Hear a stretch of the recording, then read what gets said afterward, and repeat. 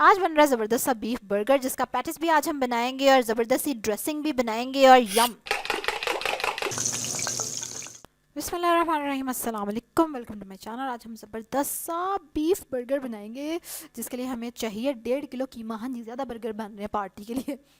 2 बड़े प्याज का पेस्ट, ठीक है, कुट लिया है प्याज को मैंने।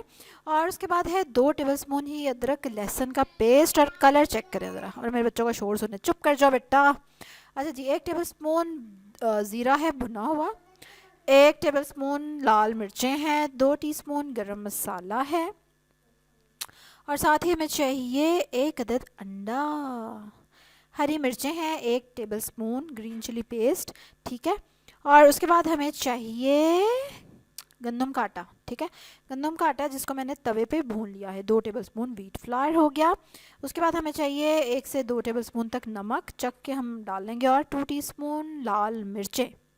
और हमें चाहिए हल्दी, 1 टीस्पून हल्दी, ठीक है। तो ये ज़बरदस्त से इंग्रेडिएंट्स हो गए। हाफ कप ऑयल या घी चाहिए आपको, जिसको हम यूज़ करेंगे इसकी फ्राइंग के लिए। चलो अभी फटाफट मिक्सिंग शुरू करते हैं। आप जितनी चीज़ें मैंने आपको दिखाई ना, जितनी चीज़ें दिखाई हैं, सारी आपने इकट्ठी डाल देनी है। इम्पॉर्टेंट बात ये है कि जो कीमा है ना, इसको मैंने ऑलरेडी पीसा हुआ है पहले से, चॉपर में पहले पीसना है मसाले डालने से, या चट्टू में या कुंडी में, जिसमें भी पीसना है। तो पहले खाली कीमे को पीस लेना है और उसके बाद सारे मसाले उसमें टका के डाल देने हैं जो मैंने आपको बताया।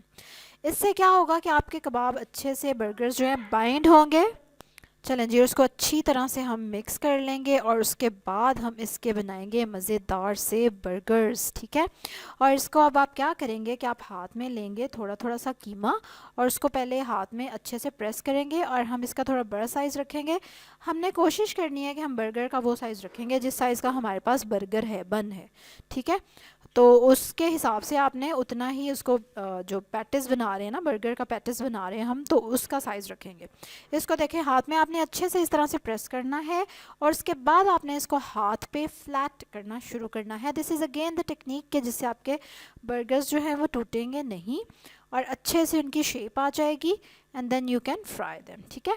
और इसके बाद बर्गर बनाने के बाद आप इसको कोई 10-15 मिनट के लिए रख दें, थोड़ा रेस्ट कराएं, और उसके बाद हम इसका अगला स्टेप करेंगे।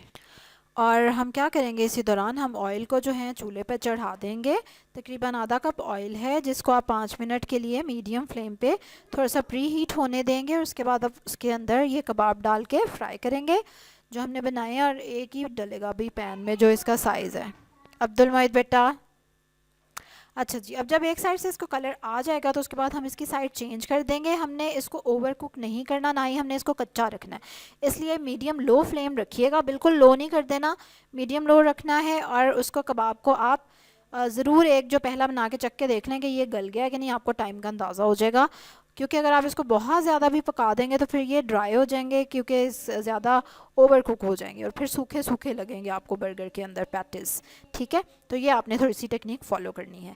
इसी तरह से हम सारे पैटिस फ्राई कर लेंगे। अब हम इसमें ज़बरदस्त सी एक ड्रेसिंग बनाएंगे जो कि हम अपने बर्गर्स में फिल करेंगे, जिसके लिए हमें क्या चाहिए, मेयोनीज़, क्रीम, कैबेज और थोड़ी सी चीनी।